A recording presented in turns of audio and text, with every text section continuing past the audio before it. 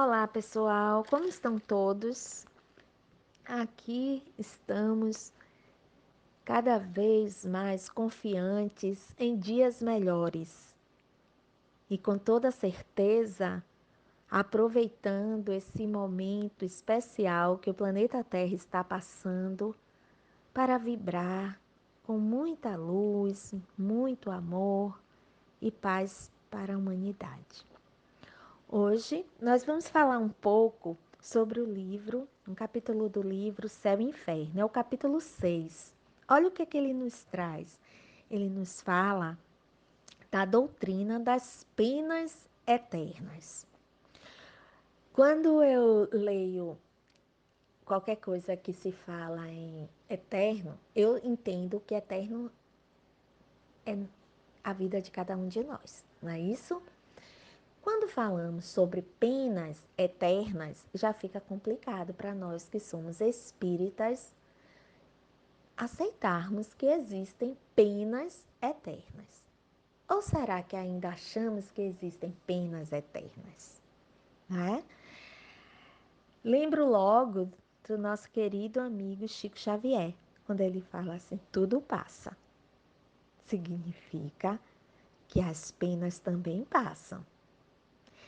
E por isso agradeço esse conhecimento da doutrina dos espíritos que coloca nosso pensamento em exercício, nos dando apoio na nossa caminhada nesse planeta aqui que é de provas e expiações. Por ser um planeta de provas e expiações, alguns ainda se equivocam achando que as penas são eternas. Mas o céu e o inferno nos traz uma questão muito interessante, né? Nos faz relembrar do que é o céu, o que é o inferno. E durante a história da humanidade, o céu e o inferno foram retratados de um modo bastante diferente do que a doutrina espírita nos traz. Entretanto, não devemos condenar, nem muito menos criticar, o modo com que as igrejas trouxeram esse significado de céu e inferno, pois, historicamente, o ser humano ainda precisava ser contido nos seus impulsos, instintos ainda extremamente selvagens. Nós já tivemos. Alguns vão de dizer, e muitos ainda têm, sim, mas não podemos comparar esses instintos com o que estudamos na história da humanidade. O mundo vem em evolução e foi necessário que houvesse um céu e um inferno para dar um freio, para conter aqueles que ainda praticavam o mal e dar esperança para aqueles ou presentear aqueles que praticam o bem. Sendo assim, o céu era uma promessa para aqueles que fizessem o bem, e o inferno era para aqueles que, infelizmente, não praticaram o bem. Sendo assim, nós precisamos nos alertar que essa ideia é uma ideia extremamente simplista, que foi bastante reforçada na Idade Média. Por que que isso ocorreu? Exatamente para que o céu continuasse sendo a corte e a corte não perdesse a oportunidade de céu. Bastava doar algumas moedas de ouro para a igreja e com certeza o céu estaria garantido. Ah, vocês vão de perguntar, e para os pobres, como seria essa contenção? Bom, seria a única oportunidade deles de estarem em um lugar que os ricos poderiam estar. Então, eles também eram contidos, dizendo: ó, se vocês fizerem dessa forma, vocês também vão para o céu. Então, eles faziam, muitos deles faziam, não por amor ao que Jesus nos ensinou, mas sim para, com, dizendo melhor, com interesse de ir para o céu, que era onde os ricos iriam, onde estaria garantida a vida dos ricos. Aí vemos como materialistas ainda éramos. Somos materialistas? Somos. Mas eu quero sempre trazer essa visão de progresso. Somos, mas já nos melhoramos em relação à Idade Média. Na Idade Média, isso tudo ocorreu porque a ciência foi negada pela fé religiosa. E depois, o que foi que ocorreu cada vez mais? A fé religiosa foi negada pela ciência. E vem então essa linda doutrina que é o Espiritismo, que nós seguimos, que nos traz essa congruência de ciência, religião, filosofia, fazendo com que cada um desses conhecimentos, cada uma dessas ideias caminhem entrelaçadas. Porém, nós espíritas precisamos nos lembrar de que muitas dessas ideias da Idade Média, da Idade Antiga, ficaram fixadas na nossa mente. Na psicologia, Jung chama isso de inconsciente coletivo. Sendo assim, esse céu e esse inferno, e até mesmo o purgatório, como foi dito, que era para aqueles que nem conseguiam fazer totalmente o bem, nem eram também, nem infligiam a lei, era o purgatório. Essa ideia ficou marcada no nosso inconsciente coletivo. E se não tivermos cuidado, enquanto espíritas que trazemos uma nova concepção de céu e inferno, se não tivermos cuidado por causa desse inconsciente coletivo, começaremos a transformar os umbrais em infernos. Os céus, ao se desencarnar, são as colônias espirituais, como no caso da que a gente conhece bastante, a nosso lar, né? E o que seria então o purgatório? Planeta Terra de provas e expiações. Se não tivermos cuidado, começaremos a agir como agíamos ainda na Idade Média. Ao invés disso, precisamos nos alertar do que nos trouxe Jesus. Quando Jesus, ele nos traz em suas palavras, de modo simples, ele nos diz que o ser humano, ele veio para se transformar. É lindo quando ele fala assim, ó, se tiverdes fé, eu irei lhe enviar um consolador que irá relembrar o que eu disse e acrescentar coisas que eu ainda não disse. Essa passagem é belíssima e nos dá uma certeza da clareza da nossa doutrina, sendo o consolador prometido por Jesus.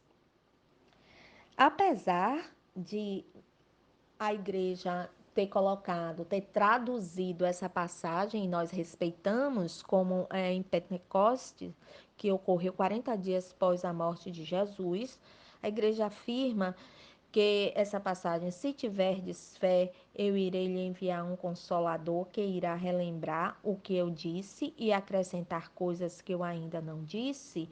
Foram 40 dias, foi o período do Pentecostes, né? Que foram 40 dias pós-morte de Jesus. Só que se formos refletir, como nos pede a nossa doutrina, nós vemos que em 40 dias a gente não esqueceu o ser humano não esqueceria do que Jesus ensinou.